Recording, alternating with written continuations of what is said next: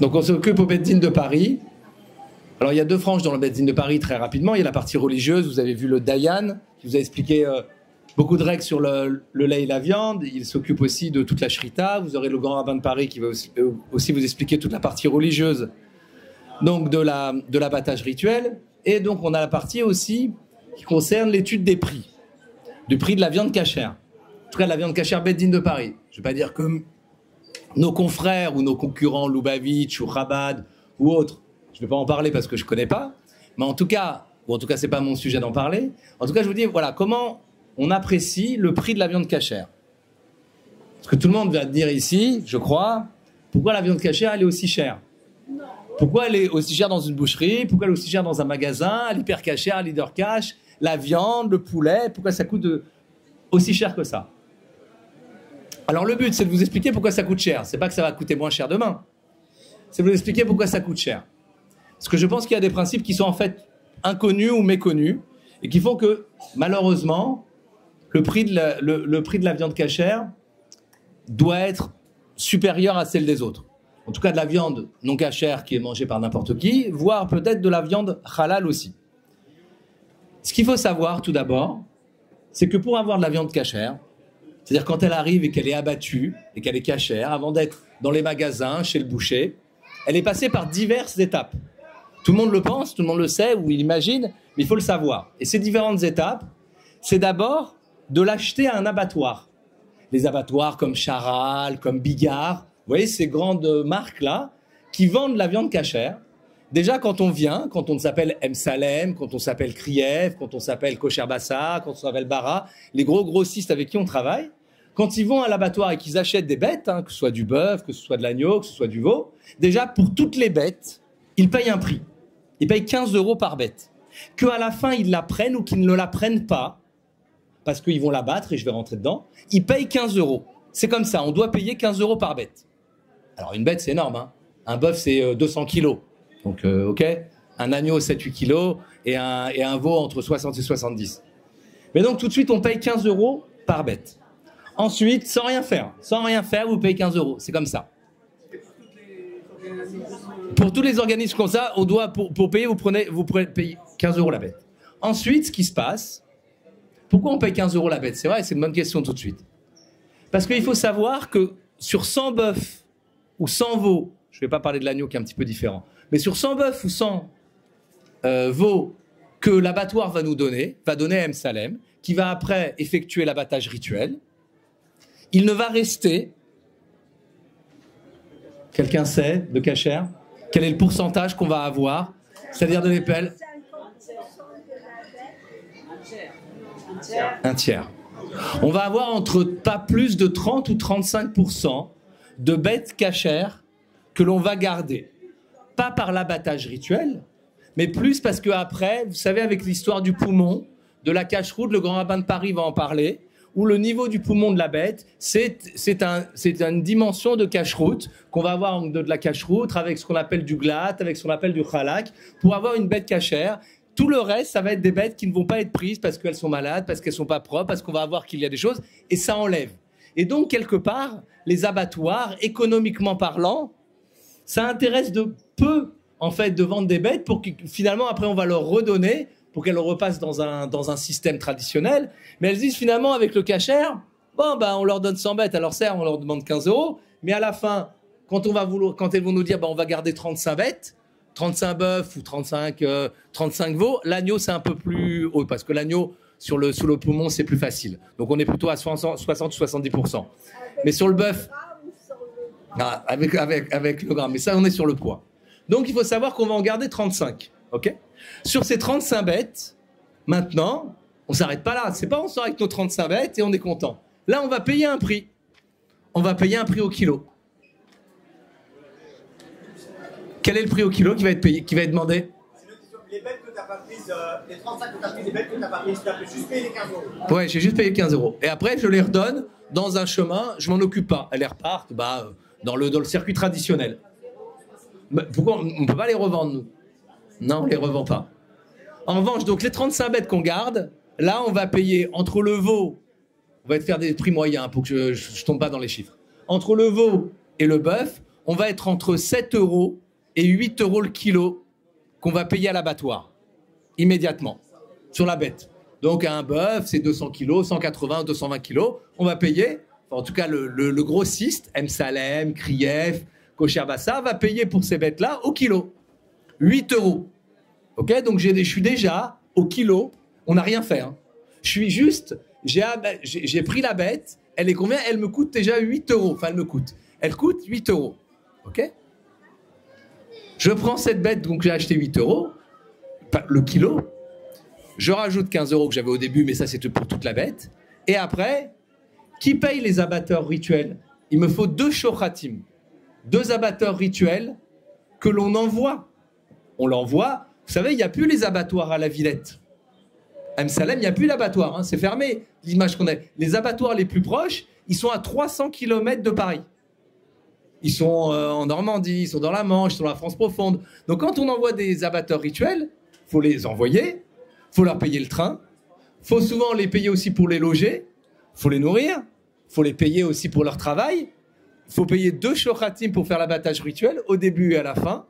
Il faut mettre ce qu'on appelle un bodek, c'est-à-dire celui qui va vérifier pour regarder le poumon, pour regarder à chaque fois, bon alors ça, c'est un poumon, il va juste, donc c'est de la cacheroute traditionnelle. Là, le poumon, il est un peu plus lisse, on va pouvoir le mettre glatte. Là, le poumon, il est encore plus lisse, on va pouvoir le nommer. Mais ça, il faut le payer 2 ou 3 jours là-dedans. OK?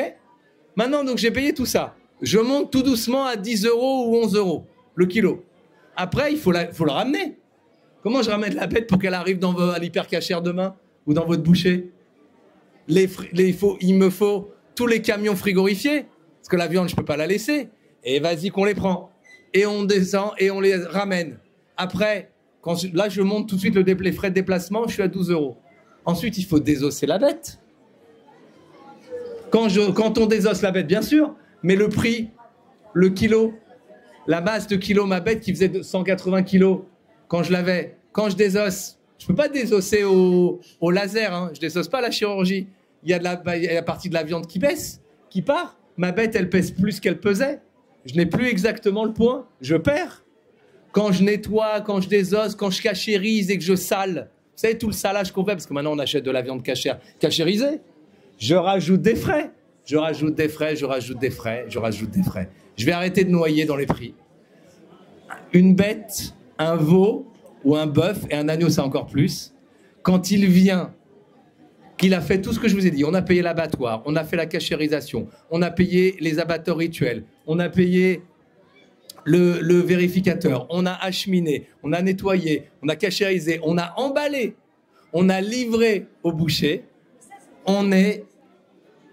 Ah, je vais y venir, madame. On est minimum à 15 euros, 15,50 euros le kilo qu'on amène et qu'on va être chez le boucher. Après, le boucher, c'est son travail, il fait ce qu'il veut, entre guillemets. Selon ses petites bouchers, un gros boucher, il faut qu'il paye ses employés, il faut qu'il paye sa boutique, il faut qu'il marche aussi, il faut qu'il gagne sa vie derrière ses points. Mais sachez qu'avant, on est à 15,50 euros le kilo qu'on est jusque-là pour pouvoir uniquement proposer la bête. Madame, vous me disiez, c'est pareil partout. Non, c'est pas pareil partout. Très bien. Mais en amont, nous, quelque part, quand on n'a qu'une partie de la bête et qu'on paye ça, je le prends pas. Nous, on en enlève beaucoup. Malheureusement, on pourrait pas. On devrait payer entre guillemets moins cher. Je veux dire, même parfois, on pourrait se dire, oui, mais vous savez, si on prend ceux qui ne font pas l'abattage, pas de problème. Mais ceux, par exemple, avec nos cousins, on va dire ça poliment, nos cousins musulmans, qui font de la bête, qui prennent de la viande halal, il faut aussi un abattage rituel. Mais rien à voir avec la nôtre. Rien à voir. Première chose, rien à voir. Ils ne font pas exactement comme nous, qui passons un couteau entre la trachée et l'œsophage, parfaitement, avec ce point-là. Ils y vont de manière moins délicate, on va dire peut-être que nous. Deuxième chose que vous savez, nous ne mangeons pas toute la bête. Le grand rabbin de Paris en parlera. Jusqu'à la 11e côte, nous prenons le reste de la bête. On ne prend pas, vous savez, on ne mange pas le nerf sciatique, tout ça, on ne prend pas. Donc cette partie de la bête-là, ça ne prend pas. On la redonne à l'abattoir. Mais finalement, ça, on paye. Ben non, on ne la revend pas. Non, on vend pas, on prend pas.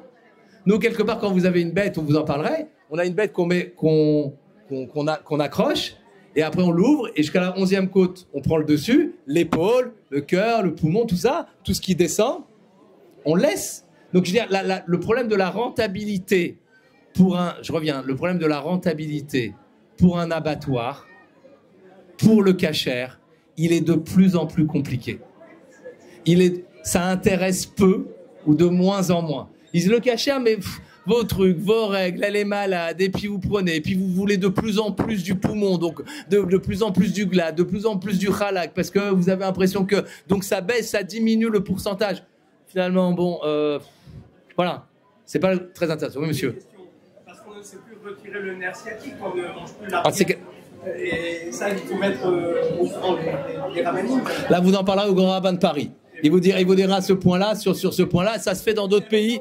Ça se fait dans d'autres pays, dans d'autres pays, ça se fait. Un takana en France le grand rabbin Naouri, qui était là depuis, qui a donné les règles de cacheroute, et sur le nerf sciatique, comme c'était pas parfait, par rigueur, il fallait donner. Et encore, il fallait nourrir quand même tous les juifs qui venaient d'Afrique du Nord. Donc il a fallu quand même donner de la cacheroute pour tout le monde. Donc ce prix-là, il est très important. Oui, monsieur. Oui. Nous, au Beddin de Paris, toute la viande, elle est 100% française. 100% française. Nous n'achetons pas de la viande en Pologne. Nous n'achetons pas de la viande dans les pays de l'Est où éventuellement d'autres la ramènent, la font abattre en Pologne et après la ramènent et gagnent éventuellement la marge. On n'utilise pas ça. Nous, on fait travailler l'agriculture française, on fait travailler la volaille, on a de la viande qui est 100%. On ne fait pas amener de la viande d'Argentine, on ne fait pas amener de la viande très peu, parfois un petit peu d'Irlande ou un petit peu d'Espagne. Mais on ne fait pas l'abattoir là-bas, on ne maîtrise pas du tout l'abattage qui pourrait être fait là-bas. Il faudrait envoyer. Aujourd'hui, nous, on a le Beddin de Paris on a salarié des abatteurs rituels, on salarie des vérificateurs, des fermes. Très bien. Donc on a toute cette organisation qu'on a qui nous permet de maîtriser et de garantir pour tout un chacun qui est là une cacheroute irréprochable, de rigueur, mais vous en parlera le Grand Bain de Paris. Et après le prix, comme je vous dis, derrière, on fait le Beddin de Paris ne fait pas de marge sur la viande. C'est juste pour pouvoir assurer le point de ce que je vous ai dit et de régler et de mettre après toutes les fonctions support. Je vois Frédéric Lévy qui est là aussi, qui aide et qui permet de pouvoir assurer tout le fonctionnement, tout l'administratif qu'on a, payer les rabbins, payer le Dayan, payer le grand rabbin de Paris, tout le fonctionnement du Beddin. Ça permet juste cela pour pouvoir après faire fonctionner et pouvoir donner de la viande après tout le restaurant que vous avez. Et si, ça risque de se passer dans le cas, il y avait une suppression de cet abattage par Shrita et on impose l'abattage par la maritime. Alors il faudra, si vous avez encore un peu de temps jusqu'à 17h, oui bien sûr, on me demande si finalement on va être obligé politiquement, avec tout ce qui se passe là, avec tous les pays comme ça voisins, qui empêchent ou qui commencent à discuter l'abattage rituel en disant que finalement, nous, la façon dont on l'abat, il faudrait mieux l'histoire de l'évanouissement ou l'endormissement des bêtes que nous ne faisons pas. Je vais vous dire, attendez 17h, on a le grand rabbin Fison qui sera là et qui fait une conférence, il sera là, il vient exprès de Moselle, il prend un train, il va arriver à 16h30 et il va vous expliquer tous les dangers qu'on a, il vous explique comment on est aujourd'hui en Europe politiquement avec cet abattage qu'on a et les dangers et les menaces que l'on a sur l'abattage rituel qui est, c'est vrai, est un petit peu discuté. Donc ça, c'est sur la viande. Le point, le poulet, la volaille, c'est un peu le même point. Ça coûte aussi très cher. Mais là, c'est les consommateurs. Là, c'est vous qui faites augmenter le prix du poulet. Parce que le blanc de poulet, moi, quand j'étais plus jeune et que j'étais à l'école, moi, j'adorais la cuisse. J'aimais la cuisse de poulet. Tout le monde aimait la cuisse de poulet. Mais dans les restaurants, plus personne ne veut de cuisse de poulet. Vous allez, ils veulent tous du blanc de poulet. Le cuisse, c'est pour les gosses ou les écoles. Le blanc de poulet... le blanc de poulet ne fait pas grossir. En tout cas, le consommateur, je ne dis pas que je ne voulais pas. Mais donc, ce qui se passe, c'est quoi? Je vais vous dire.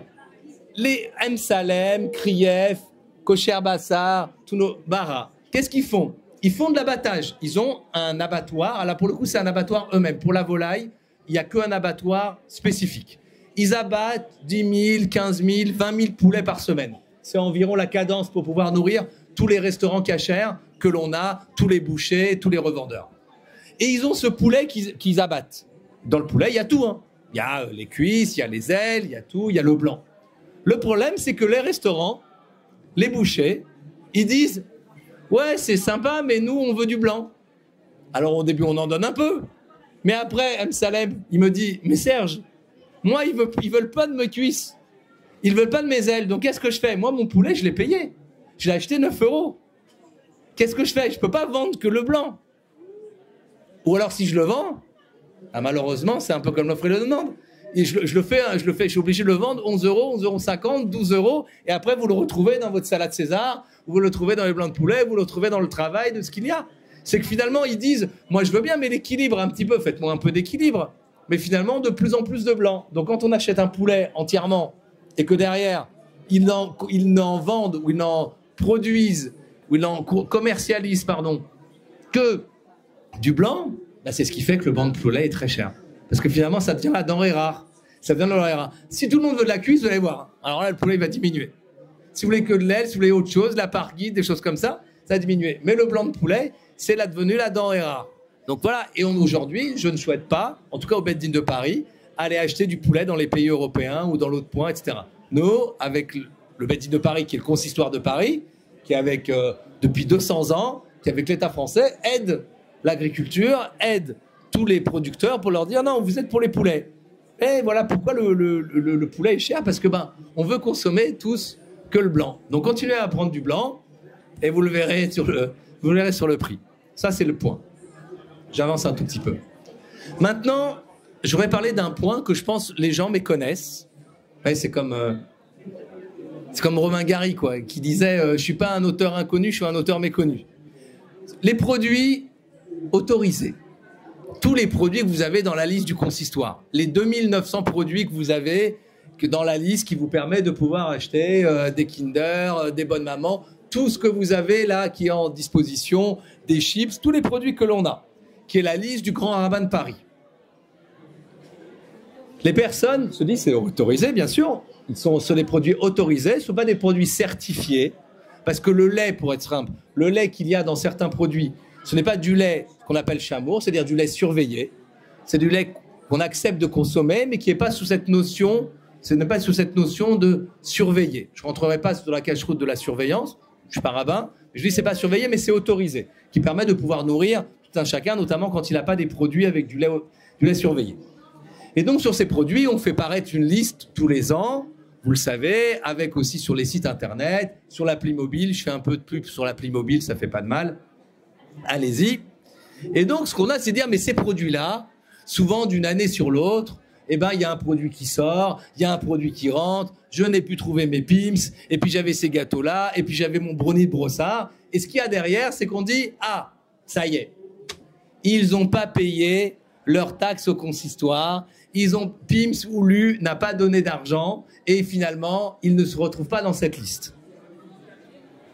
Je voudrais dire ici, là, devant tout le monde, que cette liste-là, qui contient 2900 produits, et qui est travaillée par le Grand Rabbin de Paris, qui est travaillée par 2 chimistes, donc un qui est là, qui est pharmacien, qui est monsieur Gilles Tapia, avec tous les services qui sont là, qui passent leur temps à aller étudier les produits, les ingrédients, qui vont dans les usines pour vérifier justement les ingrédients, d'une part. Et deuxième chose, qui sont là aussi pour vérifier qu'il n'y a pas de transmission. Parce que c'est ça le problème aussi, il n'y a pas de transmission dans ce qui est cachère ou pas. Cette liste-là, elle rapporte au consistoire 0 €. Mieux encore, elle coûte au consistoire. C'est un service que le consistoire de Paris et le Beth Din met à disposition gratuitement de tous les fidèles. Ça coûte de l'argent et nous ne gagnons rien. Il n'y a aucun produit dans cette liste autorisée pour laquelle le Beth Din de Paris reçoit de l'argent. Si un produit est dans la liste ou si un produit sort de la liste, c'est exclusivement sur un point de cache-route. Point à la ligne. ou alors parce qu'il ne nous a pas donné les ingrédients, parce qu'on demande chaque année qu'il nous redonne la liste pour savoir s'il change ou pas des ingrédients. Si Pim's, une année, ne s'est plus retrouvé dans la liste, c'est parce qu'il a tardé à nous donner ses ingrédients. Et que malheureusement, dans le doute, on a été obligé de l'enlever. Il nous l'a redonné, on l'a redonné à l'intérieur. Donc s'il y a des produits qui ne sont pas dans la liste, c'est uniquement parce que soit nous n'avons pas eu le temps d'aller vérifier, soit parfois ils ne veulent pas nous donner. On a mis du temps pour Nutella.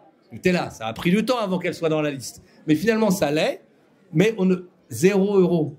On ne gagne rien. Au contraire, on le fait pour pouvoir permettre à tous les Juifs de pouvoir avoir des produits de consommation. Les Ferrero, j'adorerais mettre les Ferrero dans la liste du consistoire. Je vois mes amis, les beaux comme ça qui sont là. Merci, eux aussi, ils auraient très envie. Mais donnez-moi, je vous en supplie, si quelqu'un connaît le directeur général de Ferrero, qu'il nous donne le nom, j'envoie Gilles Tapia, il attend que ça, on va vérifier, ça se trouve, c'est cachère, ça coûtera 0 € à Ferrero, et vous pourrez manger des Ferrero si d'aventure c'est cachère. Les glaces à Morino, je sais, on a de la concurrence sur les glaces à Morino. Les glaces à Morino, si quelqu'un... Non, c'est que le Nutella. Que en production spéciale cachère. À Morino, les glaces à Morino. Si on a envie d'en avoir, moi je ne sais pas, on est à disposition. Gilles Tapia, il me dit, mais Serge, si vous connaissez, je vais visiter les usines, je regarde, il me donne les ingrédients, si c'est parfait, une semaine après, elle est dans la liste, on y va. On n'a aucun problème. Ça se trouve, les macarons, la durée, peut-être. Gilles Tapia me disait, c'est pas dit que ce soit pas caché, un macaron, c'est du sucre, c'est du gâteau. Si quelqu'un connaît le directeur général de la durée, on y va, on va vérifier, ça se trouve, ça peut rentrer dans la liste. En tout cas, ce que je veux vous dire, c'est qu'on ne demandera zéro, on ne demandera rien. C'est un service qu'on donne, on ne gagne rien, c'est pour les fidèles, pour leur permettre de manger au plus large cachère. Oui, madame.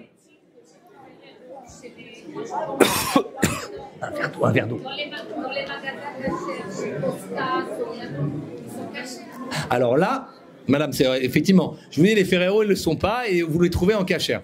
Parce que là, on a une production spéciale cachère. Donc ça veut dire que Ferrero sort tout, met des cuves de côté, met un chômeur à temps plein sur tout le process de production de ces Ferrero. C'est pour ça qu'ils sont beaucoup plus chers. Parce qu'on met, alors que ça se trouve, il n'y en aurait peut-être pas besoin. Le lait, il est surveillé dans ce cas-là, parce que vous avez un chômeur de A à Z sur tout le process de fabrication.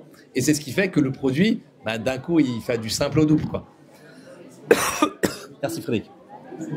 Alors attendez, mon cher, non. Qu'est-ce qui empêche les histoires d'aller visiter? Vous dites qu'il faut connaître un PDG, parce que ça leur ferait, on est très peu nombreux. Non, on est très peu nombreux. Ça leur ferait quand même plus de temps. Ah, mais je suis d'accord. Mais vous savez, parfois, on a eu ça sur un des produits où il y a des personnes qui nous disent « Venez, si vous pouvez, si les produits éventuellement sont cachers, il n'y a pas de problème. Mais on n'a pas forcément envie que ça soit sur votre liste. » Je sais pas, ils n'ont pas envie d'être étiquetés. Ah bah oui, parfois ils disent venez, mais on veut pas apparaître. On veut pas apparaître. Vous savez, les discussions politiques d'aujourd'hui font que parfois on n'a pas envie d'être répertorié sur quelque chose, donc on ne peut pas. Après, mais néanmoins, le premier point, c'est que parfois on n'a pas l'identification, on n'a pas. Et puis néanmoins, on est parfois aussi, je le dis comme ça d'un côté, mais on est une petite équipe. Si demain on avait 400 demandes, il faut avoir le temps de les traiter. Donc voilà, on a 2 ou 3 personnes. Comme je vous dis, il n'y a pas de retour sur investissement là-dessus. C'est vraiment un service qu'on donne aux fidèles. Troisième point dont je voudrais parler, ce qui coûte aussi par exemple dans les restaurants, un petit peu aussi, on dit dans les restaurants cachers, oui, les restaurants, il faut qu'ils gagnent leur vie avec leur activité. Et sachez que tous les restaurants, commerces, Beddin de Paris ont l'obligation d'avoir un chômeur en permanence dans leur restaurant. Ce que n'ont pas forcément, je rentre pas là-dedans, d'autres cache-rouillottes, je dis pas, mais en tout cas, nous obligeons un restaurant et un commerce, quand il veut ouvrir, à avoir un chômeur. Donc c'est une charge pour lui. Parce que alors parfois il peut l'utiliser Ça dépend qui y prend. Comme serveur, mais vous voyez, souvent, on va voir, il y a des gens qui viennent, ils sont chômeurs avec des barbes, ils font le service. C'est pas le but. À la base, ils viennent, ils vérifient les cuisines, ils vérifient les produits, ils ouvrent les bouteilles de vin. Et ça, c'est une charge complète. C'est un salaire, c'est déclaré, il y a des charges sociales. Et ça, le restaurant, il doit le prendre. Alors, un grand restaurant qui a 150 couverts, ça va, il peut l'amortir. Un restaurant qui vient d'ouvrir ou menu qui est tout seul, ben, parfois, c'est pas simple. Excusez-moi, pas tous. Mais en tout cas, c'est ce qui fait que finalement, ben, voilà, dans les restaurants, il faut qu'il y ait aussi, entre guillemets, je ne vais pas les plaindre, mais qu'ils gagnent leur vie, mais ils ont l'obligation d'avoir un chômeur. Et nous, on vient et on contrôle. On fait passer aussi des chômeurs pour contrôler les chômeurs. Pour voir. Le chômeur, il est payé par le restaurant. Donc c'est une charge pour lui. Parce que quelque part, il doit le prendre. Mais ce qu'il doit vérifier. Et nous, on passe derrière. Et ça, c'est ce qu'il doit prendre. Donc ce qui fait que derrière, quand il le met dans son business plan, il est obligé d'intégrer pour avoir ce point-là. Donc quelque part, le coût aussi des restaurants, c'est aussi de ces produits-là. C'est ce qu'ils prennent aussi des produits et aussi de prendre un chômeur tout le temps, à temps plein, pour pouvoir assurer la cache-route. Est-ce que vous avez des questions? Parce que je vois qu'il est 3h30, je ne voudrais pas être trop tard pour le caout, parce que je crois que ce qui intéresse tout le monde, c'est le quiz. Il y a un caout là. Est-ce que vous avez des questions, messieurs, dames? Est-ce que j'ai été clair, un point de précision ou pas? Attends, monsieur, pardon. Est-ce qu'il y a des relations entre la cache-route d'Israël et la cache-route de France? C'est-à-dire on doit des produits certifiés réalisés d'Israël qui sont acceptés tels. Alors, dans ce sens-là, plus. Dans l'autre sens, pas forcément. Alors que quand on a des produits qui sont cachés ici, quand on les amène en Israël, ça, c'est pas exactement le même point. C'est pas exactement la même rabanoute ou la même cache-rouillotte. En tout cas, on avance un petit peu. Ce qu'on essaye de faire beaucoup là maintenant, c'est qu'on a fait un partenariat avec OU et on est en train, merci beaucoup. Merci monsieur Marciano. Majgi Arklali qui vérifie beaucoup de choses, qui nous certifie beaucoup, qui est celui qui a titré pour le CEJ dans tous les restaurants, dans plein de choses. Merci. Voilà. On va sur le tampon OU si on l'a. On est en train de faire un marketing pour éventuellement le mettre. Sur certains produits certifiés, on le peut. S'ils ont envie, éventuellement, si les produits ont envie de voir OU également. Par exemple, si c'est pas Gilles Lipton a envie de voir OU, il peut. Mais là, on est avec les Américains. Donc, on est tout de suite avec un modèle économique ou un business à faire. Donc, s'ils ont envie, mais pas de problème. Oui. Par rapport aux produits cachés les Pessah, quand on a par exemple la même boîte de sucre qui est cachère, c'est hyper cachère, et là, pour le Pessah, elle a juste marqué dessus cachère les Pessah. Mais ça. Et le prix, et le prix augmente. Là, il faut demander à l'hyper cachère. Là, je ne sais pas. Est-ce qu'il y a une surveillance à la question? Non, je sais pas. Je pense pas qu'il y ait une surveillance directe pour le sucre ou pour des produits comme ça. Sur des produits spécifiques, non. Mais peut-être qu'ils le font. Peut-être qu'ils le font. Voilà. J'ai compris. Sur les produits de base, je pense pas. Ils sont paquets de production, mais il faudrait, là, pour le coup, il faudrait demander. Nous, on n'occupe pas forcément le Bedin, on est plutôt sur, comme je disais, sur la viande, ou sur les poings, ou sur les fromages. On est compte, certifier un fromage, mais ça demande énormément de travail, d'envoyer quelqu'un à temps plein, la traite, mettre ce qu'on appelle un ferment à un moment donné pour le rendre. C'est vraiment beaucoup de travail et beaucoup de coûts, en fait. Pour finalement, et le producteur, il dit, oui, mais combien à la fin? On n'est pas assez, en fait, pour pouvoir gagner en économie d'échelle. On a sorti un fromage, on a mis à la réserve qui l'a montré, mais bon, c'est pas suffisant, la cave du fromager qui est là, qui essaie de faire des produits. C'est une question d'équilibre, en fait. Le marché est petit. Voilà. Messieurs, dames, merci beaucoup. Merci beaucoup. Merci. Place au caout.